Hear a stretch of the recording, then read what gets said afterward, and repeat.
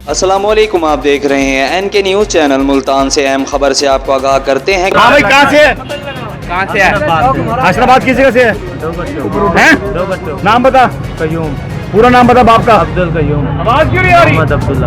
मुल्तान के इलाका MDA रजाबाद चौक से 3 मोबाइल चोरों ने एक शहरी से मोबाइल छीनकर फरार होने की कोशिश की, लेकिन तेज रफ्तारी की वजह से मोड़ पर आकर मोटरसाइकिल फिसल गई, जिससे तीनों चोर गिर गए। मौके पर आवाम ने एक चोर को पकड़ लिया और खूब दुर्गत बनाई। 2 चोर फरार होने में कामयाब हो गए। आवाम ने एक चोर को पकड़कर 15 कॉल की, लेकिन 1 घंटा गुजरने के बाद भी पुलिस मौके वारदात पर ना पहुंच सकी। मोबाइल चोर का ताल्लुक फैसलाबाद से बताया जाता है।